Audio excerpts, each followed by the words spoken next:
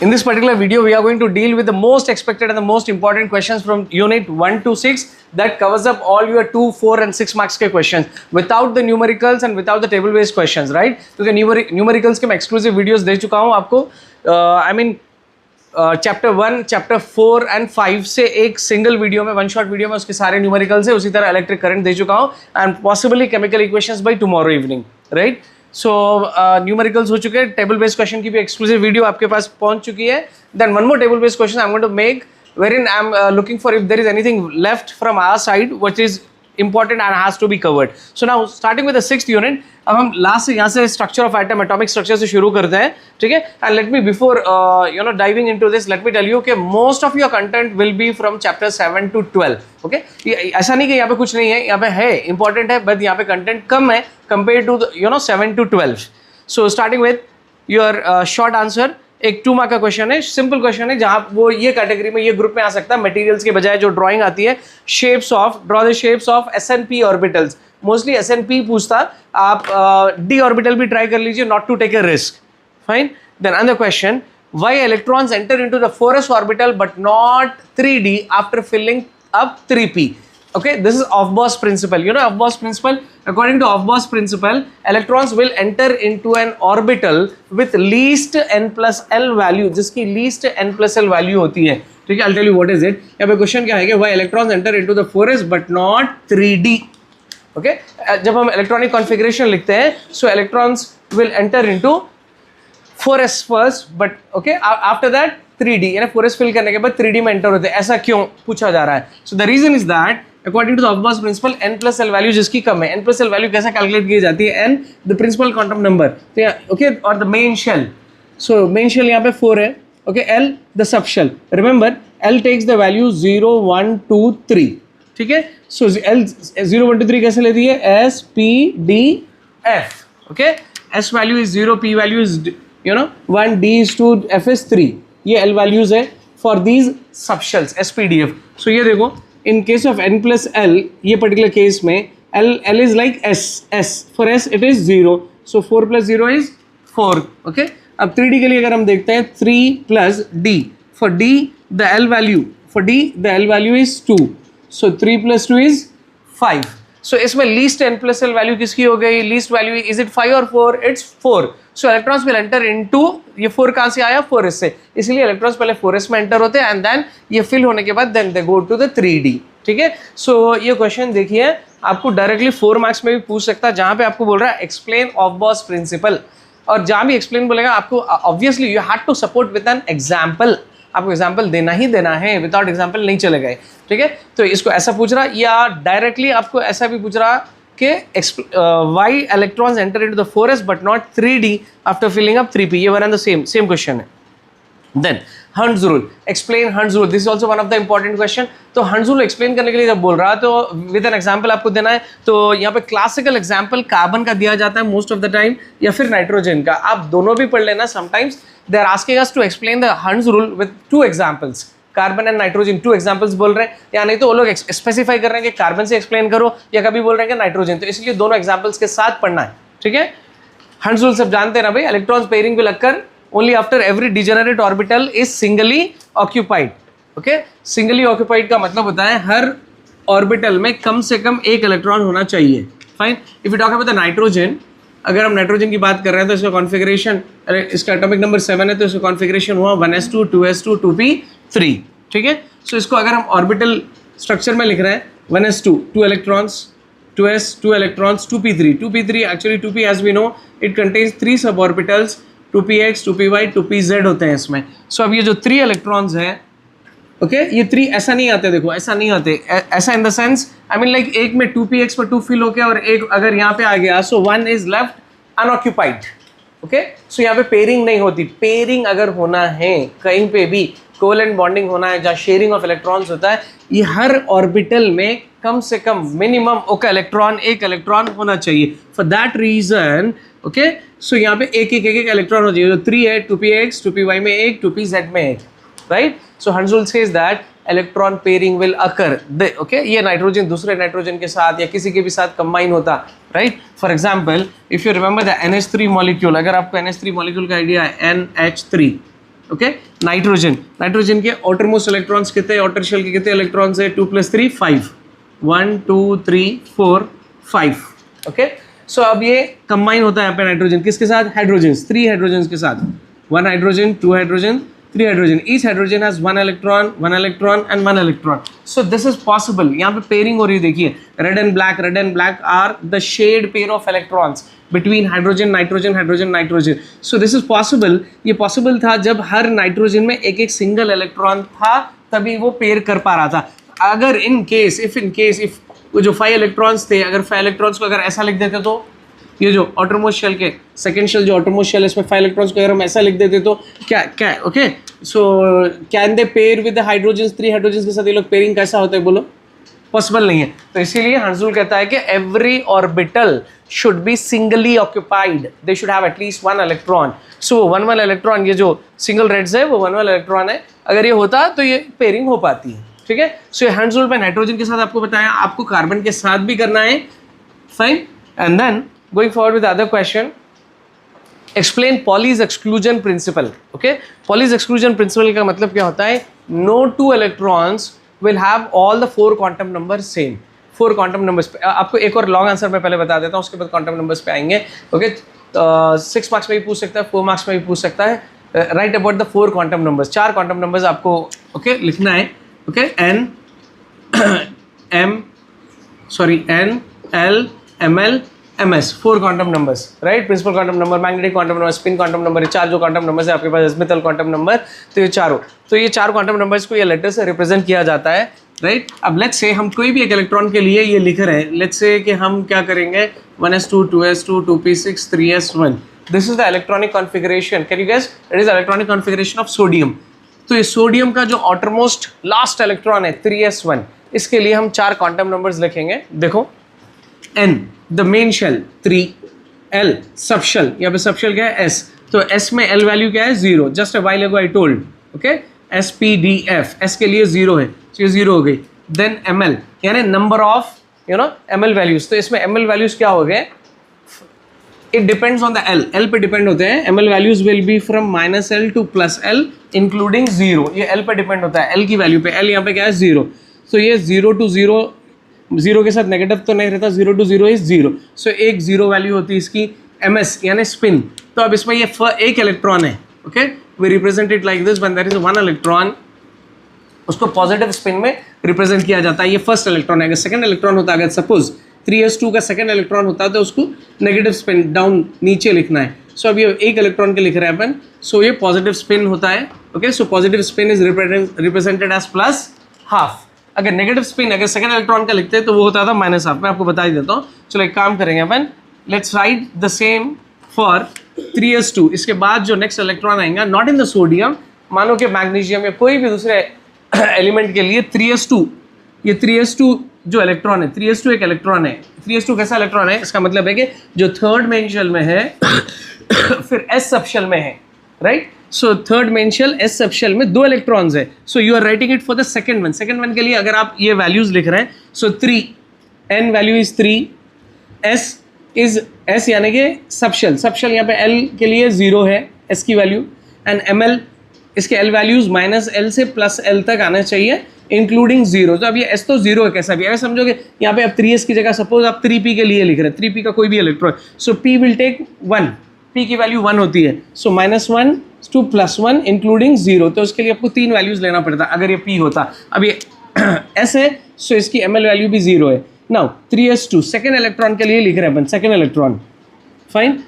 सो first electron positive spin है, इसमें second electron negative spin, so मतलब ये क्लॉकवाइज या एंटी क्लॉकवाइज है, तो इसके लिए अपन नेगेटिव स्पिन -½ लिखा जाता है। सो अब ये देखो कि हम 3s1 के लिए लिखे ये 4 क्वांटम नंबर्स है, ओके, फॉर 3s1, ये 4 quantum numbers for the 3s2। तो इसमें आप नोटिस करिए कि first 3 are same but the last 1 are different, isn't it. तो इस तरह आप किसी के लिए भी लिख लो, ओके। ये जैसे हमारे फिंगरप्रिंट के अलग अलग होते हैं एवरी इंडिविजुअल के, वैसा ये 4 quantum numbers are different for every electron, हर इलेक्ट्रॉन के लिए चारों क्वांटम नंबर्स डिफरेंट होते हैं। सो ये इसी प्रिंसिपल को कहा जाता है पॉलीज एक्सक्लूजन प्रिंसिपल। तो what it says that no 2 electrons no two electrons will have all the 4 quantum number same, किसी भी 2 इलेक्ट्रॉन्स के चारों क्वांटम नंबर सेम नहीं होते। ये हो गया। अब सुनिए ध्यान से, मैं क्वांटम नंबर्स का आंसर बोल चुका। एक क्वेश्चन ये लोग जो है कंबाइन करा के ऐसे दे रहे हैं कि they are saying like write any 2 principles with examples to describe electronic configuration for more than 1 electron in an atom. Write any 2 principles. देखो अभी अपन 3 प्रिंसिपल्स की बात करें, कौन से Hund's rule, Pauli's exclusion principle, ठीक है, and then aufbau principle, ठीक है। तो ये तीनों भी इलेक्ट्रॉन्स के बारे में बात करते हैं। तो आपको एनी 2 लिखो बोल रहा है, तो आपकी चॉइस है, आप कोई भी 2 लिख लो विद एग्जाम्पल्स। एग्जाम्पल्स के लिए लिखना है। तो एग्जाम्पल्स कैसे लेना है, उन्हें क्या बोल रहा है, एग्जाम्पल्स क्या बोल रहा है कि with examples to describe electronic configuration of more than 1 electron in an atom. यानी मोर देन 1 इलेक्ट्रॉन बोले तो 1 इलेक्ट्रॉन किस में रहता है, हाइड्रोजन में रहता है। हाइड्रोजन में सिर्फ 1 इलेक्ट्रॉन नहीं रहता, 1s1, okay, it will have only 1 electron. So more than 1 बोले तो हाइड्रोजन, अदर देन हाइड्रोजन। आप यहाँ जो एग्जाम्पल्स लेंगे, आप कोई भी एग्जाम्पल ले लीजिए, हीलियम ले लो, कार्बन ले लो, नाइट्रोजन ले लो, कुछ भी ले लो अदर देन हाइड्रोजन। सीधा सीधा नहीं बोला कि हाइड्रोजन का एग्जाम्पल मत लो, वो बोला मोर देन 1 इलेक्ट्रॉन, ठीक है। Getting my point. चलिए now will move forward. Bohr's postulates और the Bohr's atomic model, okay, Bohr's atomic model long answer है आपको 6 मार्क्स में, और उसके साथ साथ उसके लिमिटेशंस भी, लिमिटेशंस ऑफ बोर्स मॉडल, ठीक है। सो this is what I feel is important for this particular chapter, okay. मैं अगले वीडियोस में अगर इससे मेरे में से कुछ मिस हो रहा है, so I am going to share with you going forward. अभी हम जाते हैं 5th यूनिट में। 5th यूनिट में हम 2 मार्क के क्वेश्चन से शुरू करते हैं। What happens if ciliary muscles doesn't function, you know ciliary muscles, ये हाइपोथेटिकल क्वेश्चन है, व्हाट इफ वाला क्वेश्चन है। Ciliary muscles are responsible for you know movement of your lens, आपके लेंस की थिकनेस बढ़ाने कम करने में ये सीलरी मसल्स हेल्पफुल होते हैं। तो अगर सीलरी मसल्स फंक्शन नहीं करेंगे तो क्या होता है, ओके। नंबर 1, आपके आई एकोमोडेट नहीं करते, आपका आई में एकोमोडेशन का फंक्शन नहीं होता। एकोमोडेशन क्या चीज़ है कि अभी आप कैमरे स्क्रीन पे देख रहे हैं, एंड देन अगर यहाँ से कोई क्वेश्चन आपको इंपॉर्टेंट लगा, इमीडिएटली आप अपनी बुक में लिखते हो, ओके। सो आपका फोकस क्या हुआ, विद इन सेकंड और लेस देन ए सेकंड आपका फोकस कैमरे से, आपके स्क्रीन से आपकी बुक पे आ गया। सो आपके आईज क्या कर रहे हैं, एडजस्ट कर रहे हैं। अभी डिस्टेंट ऑब्जेक्ट को देखते देखते करीब के ऑब्जेक्ट को देख रहे हैं, इसको बोलते हैं एकोमोडेशन। सो ये एकोमोडेशन नहीं होता अगर सिलरी मसल, क्योंकि सिलरी मसल्स आपके यू नो जब आप दूर से आप फोकस करते हो तो आपके यू नो लेंस की को थिन कर देते, राइट, और जब करीब आ जाते हो तो उसकी थिकनेस बढ़ा देते। तो ये सब जो एकोमोडेशन होता है ये सब खत्म हो जाता, प्रेसबायोपिया आ जाता, हेडेक्स हो जाते, you know its ability to change the shape, जो लेंस के शेप को जो चेंज करता वो सब नहीं होता, ठीक है। चलिए next another question, 2 marks. Why does the sky appears blue, okay, and then why does the sky appears white, fine. Then another question, what happens if there is no dispersion of light, what happens when there is no dispersion of light, you know dispersion क्या phenomena है। dispersion का मतलब होता है कि जब कभी भी white light, example of prism अगर हम लेते हैं, when it passes through a transparent medium like prism, it splits into 7 constituent colors, right। तो ये लाइट का एक फिनोमिना है, इसको डिस्पर्शन बोलते हैं। सो यहाँ पे अगर डिस्पर्शन नहीं हुआ रियल लाइफ में तो क्या होता, तो डिस्पर्शन नहीं हुआ तो ये जो ओके लाइट के जो कलर स्प्लिट होना ये सब नहीं होता, बहुत सारी चीज़ें नहीं होती है, वो आप समझ के पढ़ लेना, मैं आप खाली कॉन्सेप्ट बता रहा हूँ। और उसी तरह what happens if scattering does not happen. Scattering क्या होती है कि कोई भी एक पार्टिकल को लाइट वेव्स आके जब इसको हिट करते तो ये पार्टिकल क्या करता है, ये एटम्स होते हैं ना जो हमारी स्पेस में O2 हो या N2 हो, ये लोग क्या करते हैं, वो वेव से एनर्जी अपने आप में कुछ एनर्जी एब्जॉर्ब करते हैं और कुछ अमाउंट ऑफ एनर्जी दे री एमिट इट, ये वापस री एमिट कर देते स्पेस में। And for this reason the sky appears due to different colours of the sky, जो अपीयर होता है ना इसकी वजह से होता है, तो इसको बोलते हैं स्कैटरिंग ऑफ लाइट। सो अगर ये अलग अलग क्वेश्चन है ये 2 मार्क्स में। Then another question, 2 marks question, write the situations for dispersion of light in everyday life. Everyday life में हम डिस्पर्शन ऑफ लाइट डिस्पर्शन कहाँ देखते हैं, जो डिस्पर्शन का जो फिनोमिना है, this is responsible for rainbow या प्रिज्म या डायमंड जो स्पार्कल होता है उसके अंदर लाइट पास होने से, ये सब चीज़ें। देन एक जनरल क्वेश्चन है 2 mark, Ravi can not see the black board but can copy from a friend's notebook, so what defect he is suffering from and write its correction, okay, that is myopia distant problem है, okay, जिसके लिए बाइकॉन्केव lens आपको use करना है।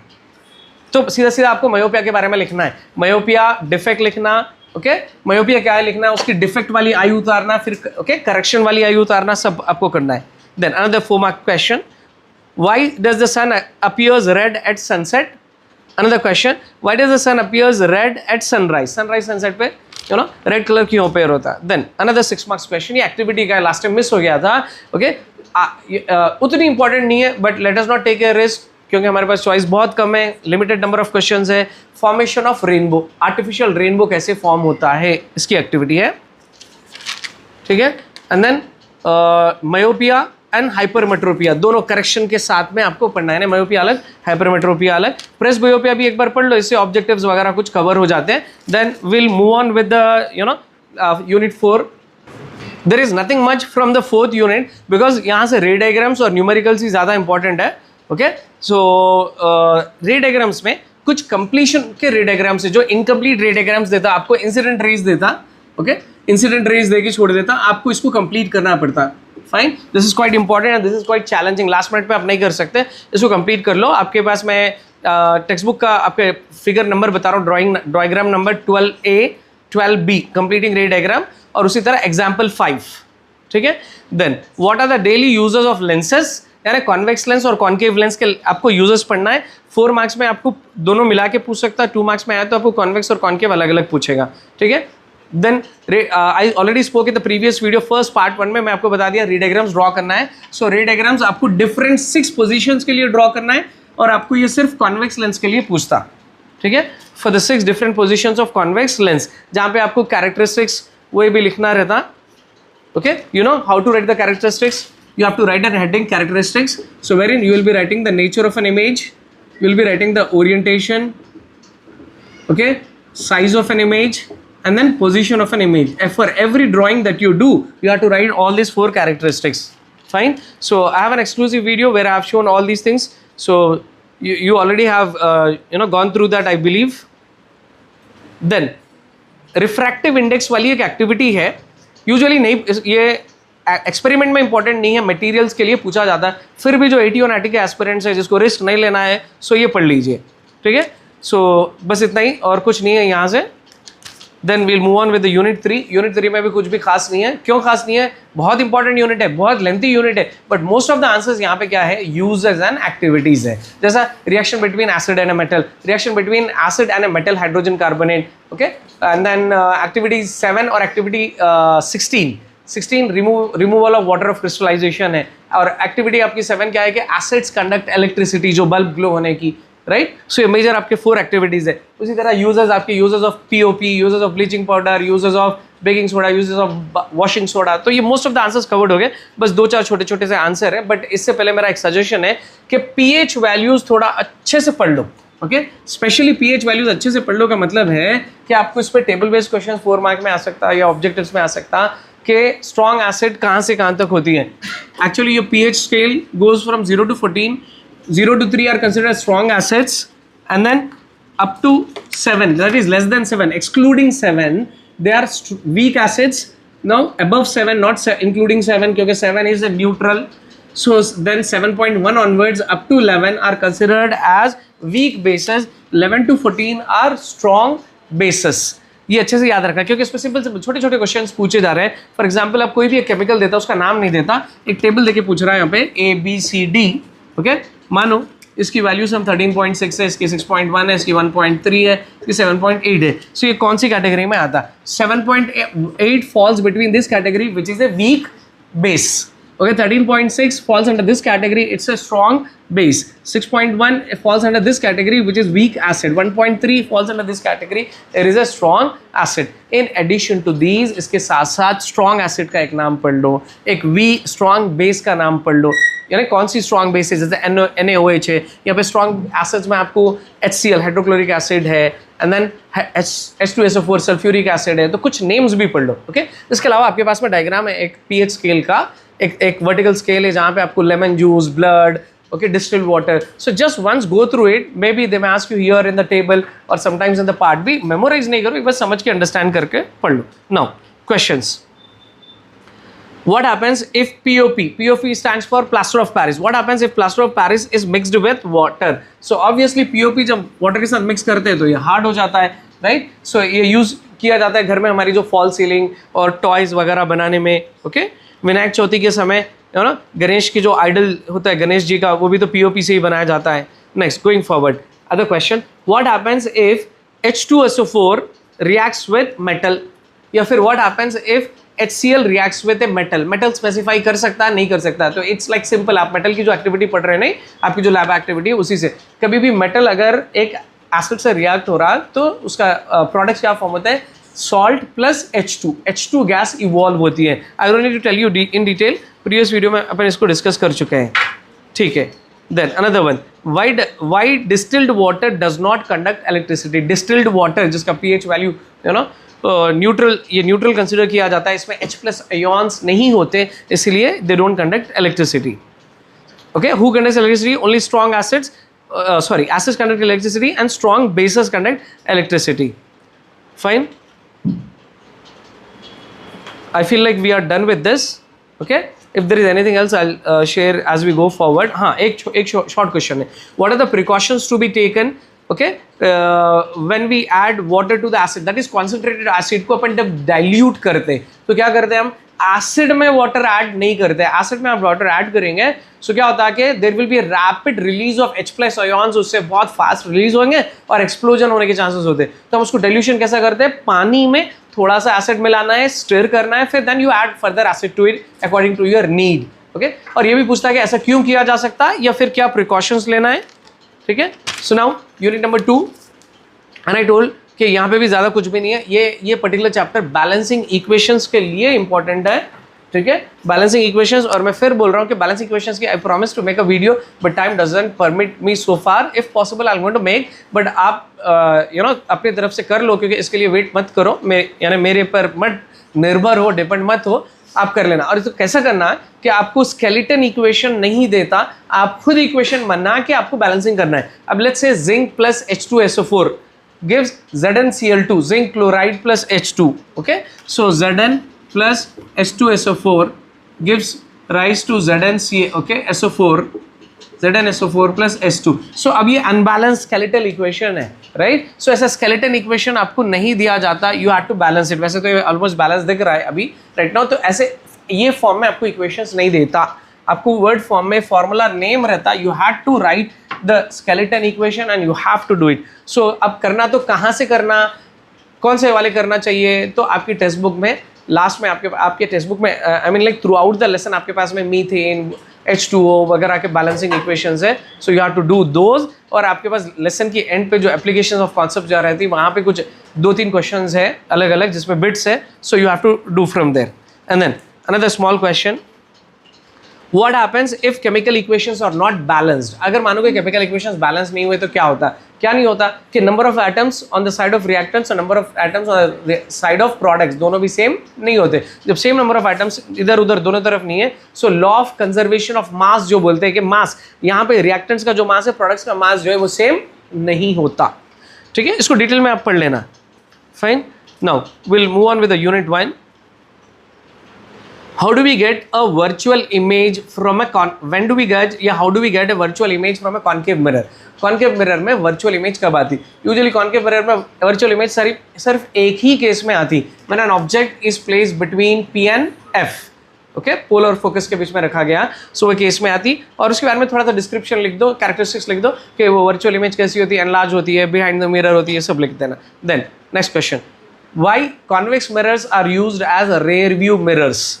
Rare view mirrors जो use किए जाते हैं तो वहाँ पे कॉन्वेक्स मिरर ही यूज़ करते हैं. और ये लोग जो हाइपोथेटिकल क्वेश्चंस पूछ रहे हैं ना, आपकी इन्फॉर्मेशन बेस पे ही पूछ रहे हैं. ऐसा भी पूछ सकते हैं, देखो ये क्वेश्चन को ये लोग चेंज करके, अगर if there were like no convex mirrors, अगर कॉन्वेक्स मिरर्स इन्वर्ट नहीं होते तो क्या होता, या कॉन्वेक्स मिरर एग्जिस्ट नहीं होते तो क्या होता कि रेयर व्यू मिरर्स जो हम देख रहे हैं ये नहीं देख पाते. और बहुत सारी इसकी एप्लीकेशंस जहाँ जहाँ हैं वो नहीं होता बोल के आपको लिखना रहता. Then differences between concave and convex mirror, 2 marks, ये सब 2 मार्क्स के. Then again, differences between real and virtual image, 2 marks. Then uses of spherical mirrors, ये 4 मार्क का क्वेश्चन है. यूज ऑफ स्पेरिकल मिरर बोले तो आपको कॉन्वेक्स के भी लिखना है, कॉन्केव भी लिखना है, या फिर अलग अलग सेपरेट भी पूछ सकता, राइट. और 1-2 और क्वेश्चंस मैं आपसे डिस्कस करूंगा and there is nothing much left. But मेरा सजेशन है कि ये चैप्टर और 4th चैप्टर में जहाँ पे आप लेंस और कॉन्वेक्स लेंस और कॉन्केव मिरर के आप जो रे डायग्राम्स कर रहे हैं, कंप्लीटली उसका जो टेबल है आप एकदम परफेक्ट हो जाना. टेबल यानी कि ऑब्जेक्ट पोजीशन, राइट, और nature of the image, orientation, position of an image, ये सारी चीज़ें आपको थरो हो जाना, क्योंकि इसके ऊपर टेबल बेस्ड क्वेश्चन भी पूछा जा सकता है, या फिर कभी टेबल इनकम्प्लीट देके आपको कंप्लीट करने के लिए भी पूछ सकता है, ठीक है। Then nothing much is left what I feel. So एक डायग्राम का क्वेश्चन मैं आपको बताना चाह रहा हूँ। ड्रॉ अ रे diagram for a concave mirror when an object of concave mirror of focal length 4 centimeter, okay, and when object is kept at a distance of 2 centimeter and 8 centimeter respectively। Actually मैं एक same question बोलना चाह रहा था, but एक student ने मेरे को डाउट पूछा exactly, so I remember the same question. वही क्वेश्चन मैं आपके साथ भी शेयर कर रहा हूँ। देखो क्या करना है, कॉनकेव मिरर उतारना है, ठीक है, उतार लेंगे। Focal length specified 4 centimetre it's focal length. जब ये 4 सेंटीमीटर बोल रहा तो आपको स्केल से 4 सेंटीमीटर पे उतारना है, ये वो उतारेंगे तो नहीं चलेगा, ठीक है। So you are going to draw the concave mirror. आप ये कॉनकेव मिरर लेंगे, ये आपका पोल हो गया, ये आपकी फोकल लेंथ यहाँ से यहाँ तक P2 जो F है वो 4 सेंटीमीटर रहना। अगर ये 4 सेंटीमीटर हो गई तो यहाँ से C तक, यानी आपका जो total radius of curvature from here to here is going to be 8 centimetre, या 8 सेंटीमीटर ड्रॉ करना। Okay, how do you know this is 4, then +4 होना, F2C भी सेम रहता 4, सो इट इज 8 सेंटीमीटर हो गया। अब देखिए कि यहाँ पे आपको दो सिचुएशंस है, दो क्वेश्चंस है ना, क्वेश्चन को थोड़ा सा समझना है, इट्स नॉट डिफिकल्ट। कि when an object is kept at a distance of 2 centimetre, 2 centimetre पे आपको ऑब्जेक्ट रखना है। So can you tell me where it is? 2 centimetre means P and F के बीच में आपका ऑब्जेक्ट आएगा। Object is placed between P and F। तो ये आपको कंप्लीट उतारना है, खाली यहाँ पे ऑब्जेक्ट P एंड F के बीच में रखने से नहीं होता। ओके, यहाँ से आपको रेज लेके जाना है, राइट, फाइन। तो ये एक अब फिर इसकी कैरेक्टरिस्टिक्स भी लिखना, 4 मार्क्स में ये कैरेक्टरिस्टिक्स भी लिखना है, या 6 मार्क्स में भी पूछा जा सकता है। ये सिचुएशन हो गया। और एक सिचुएशन क्या है कि ऑब्जेक्ट यहाँ पे क्या बोल रहा है, एट 8 सेंटीमीटर। सो 8 सेंटीमीटर यानी कहाँ पे, from here to here is 8, so the object is going to be at C। सो ऑब्जेक्ट C पे होगा, तो इमेज भी उसकी C पे फॉर्म होगी, इन्वर्टेड होगा, रियल होगा, सेम साइज का होगा, ये सारी चीजें आपको लिखना है। ये यही फिगर के अंदर नहीं लगा देना है, another figure you have to draw, ठीक है। So we are done with this. If I feel anything is left in this norm questions from 1 to 12 I am going to share in the going forward further videos.